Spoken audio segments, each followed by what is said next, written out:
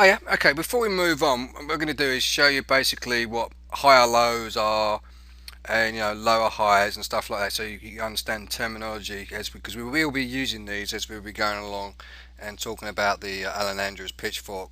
Alright, so let me just get my whiteboard out and just basically show you what I mean about these pivot highs and pivot lows, and the lower highs and what have you. Okay, so alright, so when you see like there's a pivot high basically being plotted here, what this will basically mean, because you're in an uptrend, this is going to be a higher high.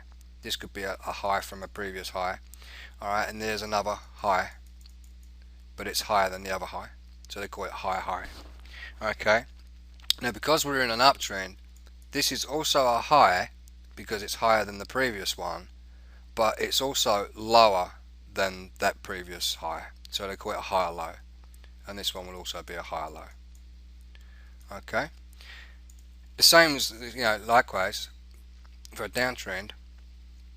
Okay, but this time you're going to be having a lower high here, and it's a lower high because it's lower than this high. Okay, and this is a lower low.